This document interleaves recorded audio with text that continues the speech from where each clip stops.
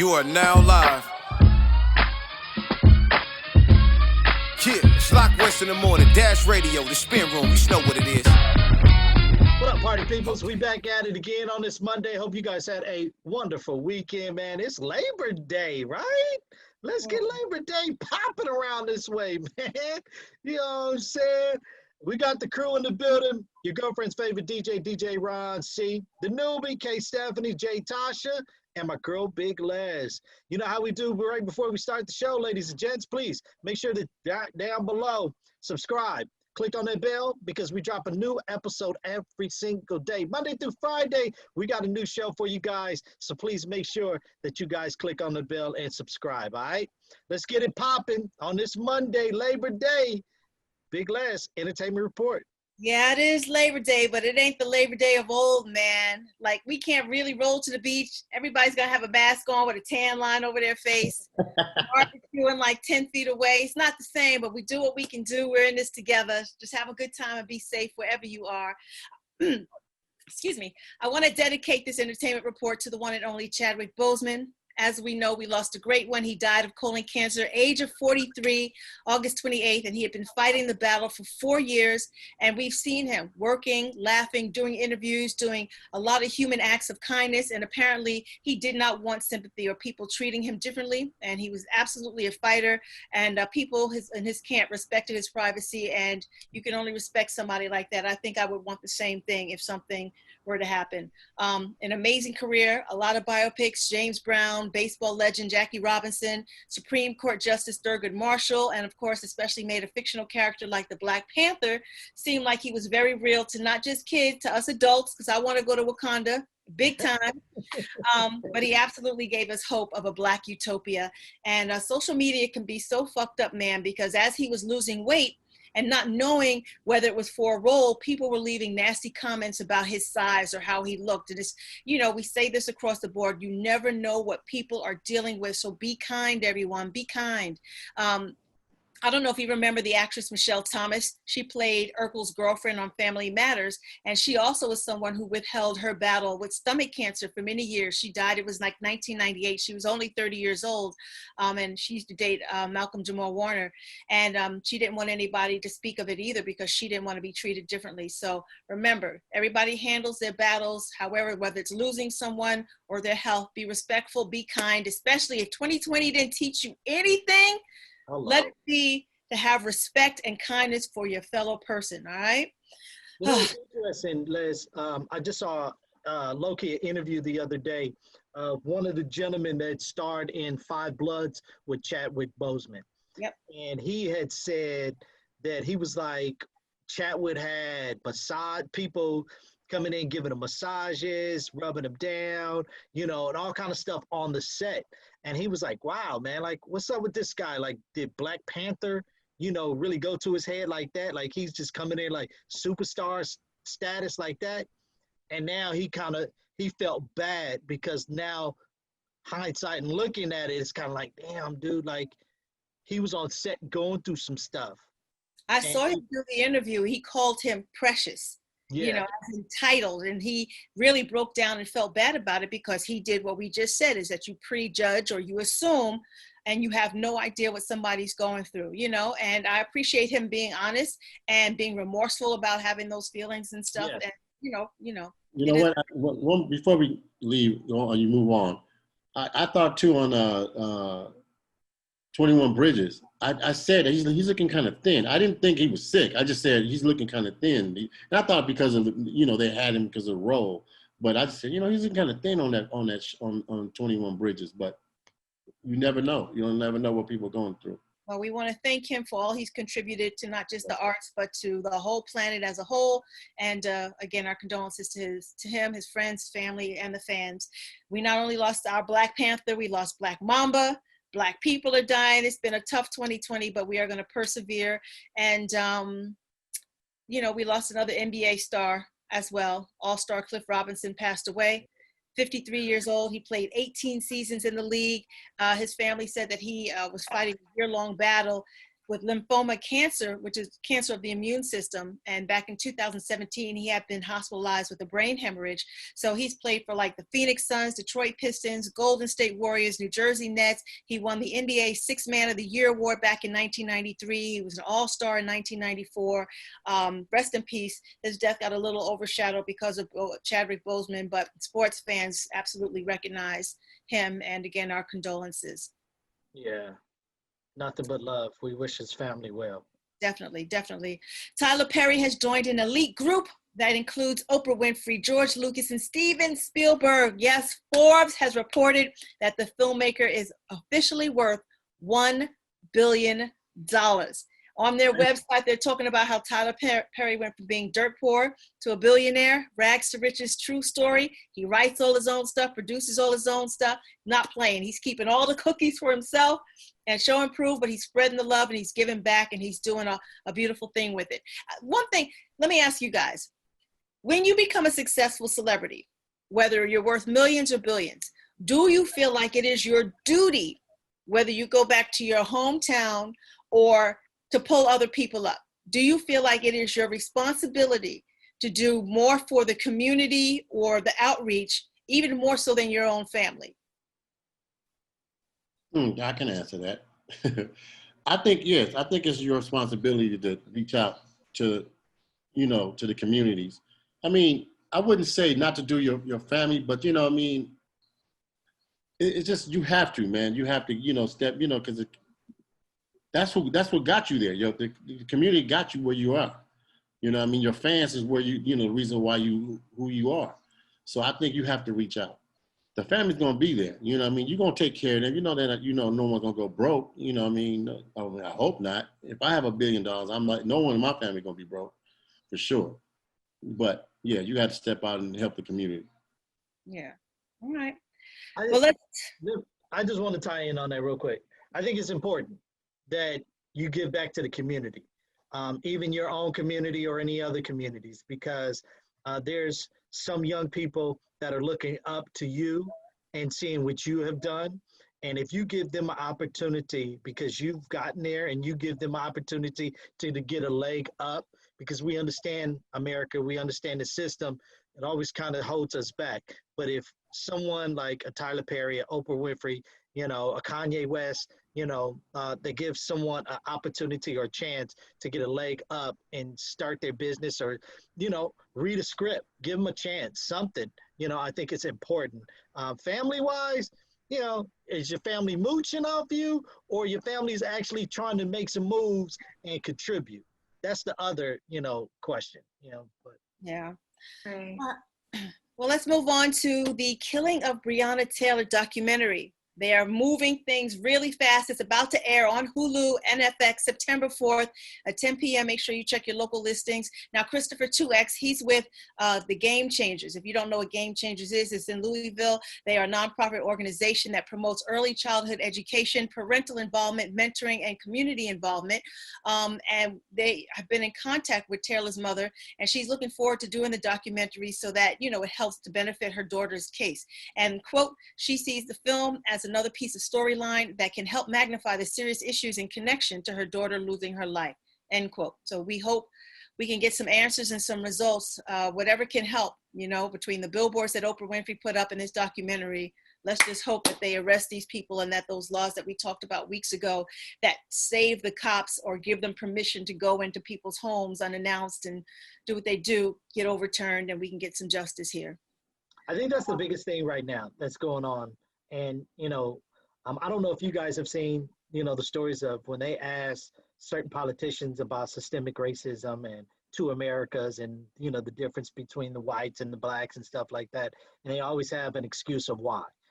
This tells you and shows you right here, right now, the justice for Breonna Taylor, how they are dragging their feet. They're trying to sweep it underneath the rug. They're trying to play it out and all this other stuff. I think this is unfortunate that a situation like this is happening because at the end of the day, she was a human being that got caught up in a situation that is sad. And I feel like, at the end of the day, police officers in a situation like this need to be held accountable. I agree. Well, we can all remain, we see what's going to happen, and it remains to be seen that we get some justice. If not, we already see that there are protests, things burning down around the country. It's about to be 50 states plus everybody overseas who are in support. The whole world's about to be in flames if we don't get some justice around here. Crunchy Black of 3-6 Mafia, his daughter was reportedly shot and killed outside of a Memphis club. It happened Friday, August 28th. Her and her boyfriend literally were sitting in a car 3 p.m., middle of the day, and they were both found dead at the scene. One person who arrived shortly after the yellow crime tape had went up said that she recognized that the female victor was a 26-year-old, and it was his daughter. So if you know, Crunchy Black left 3-6 Mafia. It was 2006 over monetary disputes, and it's never good when you have to bury your child over senseless nonsense. So our prayers go out to him and his family too. Yeah, it's always a shame for, it's one thing to become and be successful, but not only do you become a target, but your family members do, right? When we hear kidnapping and all this other stuff, and because they think they're going to get access to the money or to getting put on and all this other stuff, so you become a target as well. So buying that Mercedes-Benz for your child or all that bling for your kid is hazardous, as opposed to being like loving and gifting and spoiling them too. You got to watch out for your whole family at this point, because you become a mark. Absolutely, no doubt about that. Well, boxer Adrian Bronner, we all know him for winning multiple world championships in 4 weight classes. He's 31 years old, and he has literally been discussing the fact that he has been DMing Bad Bobby. Y'all remember her? She was the one who was on the Dr. Phil show, Meet Me Outside, Meet Me Outside. She's only 17 years old. And he said he didn't realize that she was underage, and he was going in hard. So, you know, everybody on Instagram and social media was like, yo, you're an adult. What you doing? We already know this is the Me Too movement. Sunlight, back up. She's too young. And he's like, I didn't know, because she's moving like an adult moves. And that's kind of how he felt without asking what her age was. He was like, oh, she's grown. She can get it. I was like, no, son, you got to check that ID. Yeah. Crazy. I think there was a show called I think it was on Genius. It was called Cosign, and I remember they had Damon Dash on there, and then pretty much you see if he could co-sign the newbies, the new leaders of leaders of the new school in hip hop, and yeah, she came on. They were showing him the video, and he was just like, I can't watch that. If she's talking about sex and she ain't even about age, I can't look at that. Like, next. And it is true. I mean, a lot of men don't have that, mindset of, thinking that she's a child, because she still is a child. Now, they see TNA and care less about what the ID says. That's why they get in such damn trouble. All right, let's talk about your boy Terry Crews. Lord have mercy. I don't know if you guys heard that he has been talking about Magic City, the strip club in Atlanta, which is an Atlanta staple, should be shut down. And it is just, people are not having it. And his thing has been, he's been going hashtag Black Love Matters. But Bow Wow jumped in and he tweeted like, quote, bruh, you've been on some flu ass shit lately. Leave Atlanta out your mouth. Magic is a staple here and it ain't going nowhere. Keep doing that robot and save yourself the public embarrassment. Hashtag my brother. So people like T.I.'s wife got in, Tiny and everybody else, like, yo, what are you doing? He's really been running his mouth lately and sticking both feet in. So what do you think about that, P? Honestly, I think this is the cancel culture that's going on right now. And Terry Crews doesn't have too much going on. And so this is an opportunity for him to keep people talking about him. Throw out whatever I need to throw. I'll throw it up against the wall and see if it sticks. And so with this, to me, this is what I feel like he's doing. Well, he's doing American Got Talent. Yeah, he's the host of that show. That's big. Okay. That's it. Well, well, between that and him talking about, being sexually abused and all that other stuff, people are like not having him at all right now. So. Right. And I get it. Like, whatever happened to you, that was your personal, that's how you feel. I get that. But to go down the rabbit hole, I just kind of feel like right now, to talk about Magic City, for what? What's the purpose? What's the point? There's no point at all. You're like 30 years too late. That club's been around for like 100 years. So again. Bye, boy, bye. Right. You threw this up against the wall. Now everybody's talking about you. They trying to cancel you right now. You're in everybody's mouth. All right, cool. You're staying alive right now. Are we moving on? Next. Right. You know what I'm saying? Shout out to Saweetie. She has recruited the baby, Post Malone, Jack Harlow for the Tap In remix. Ron, have you got any privy to that? I got it, man. It's off the chain. I like it. Tap, tap, tap in. Yeah, that joint goes hard. Too Short. I know he's going like this. Yeah.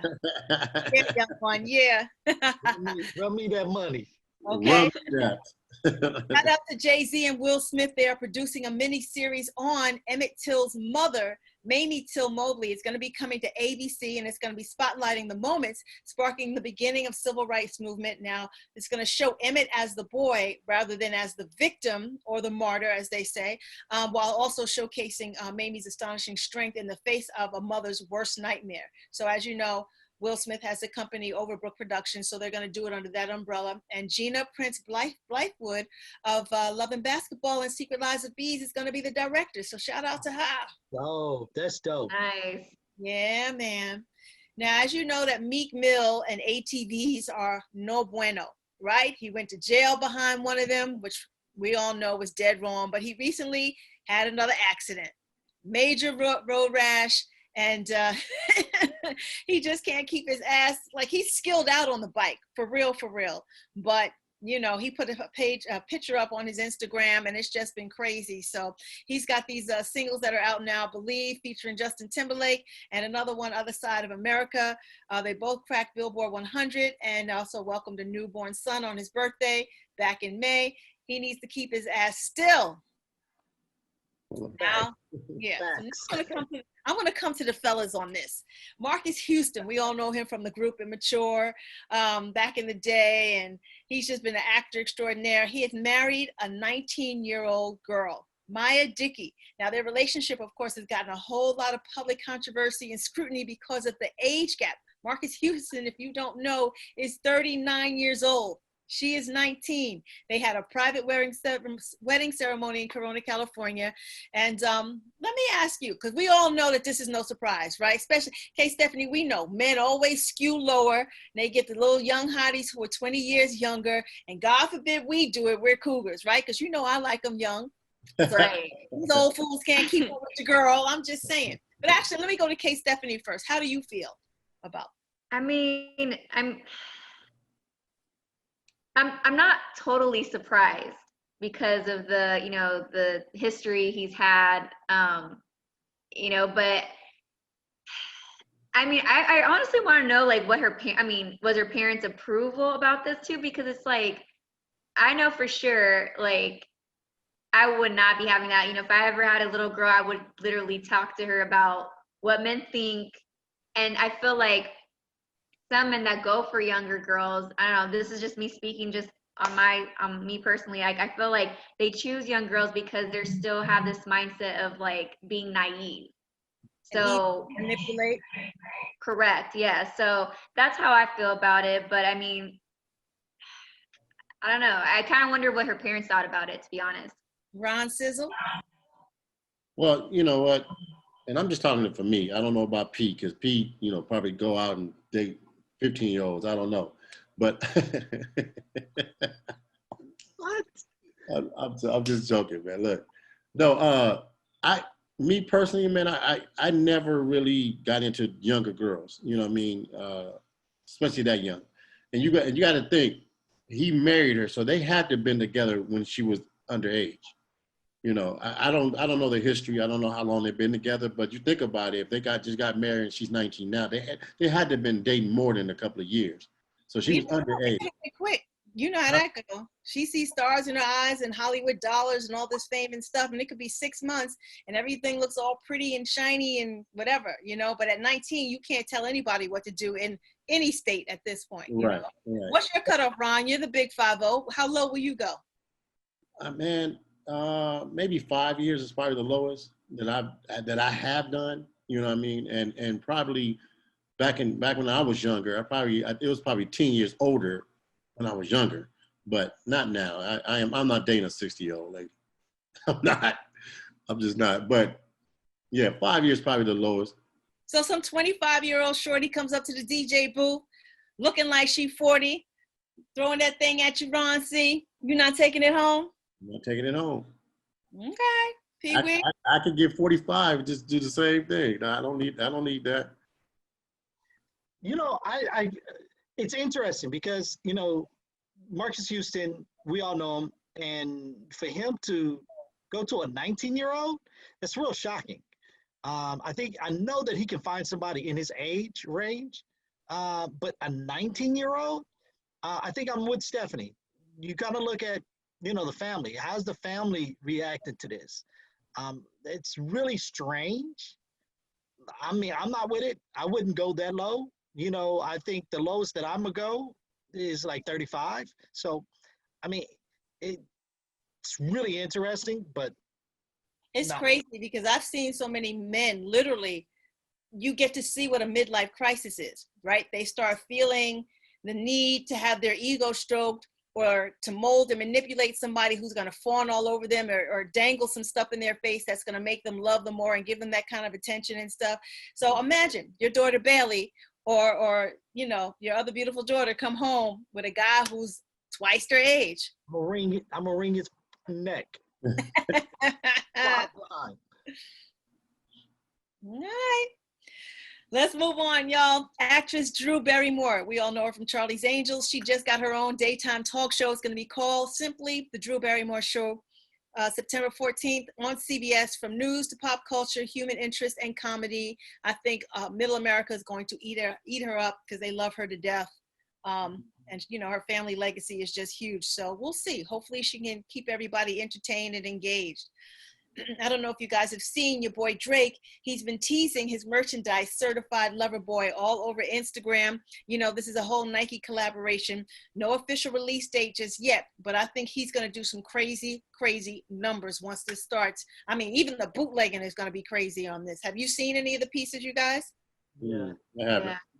Nice. I haven't seen anything. P, you like it? You not? I like it. Yeah. I do like it. Yeah. Okay.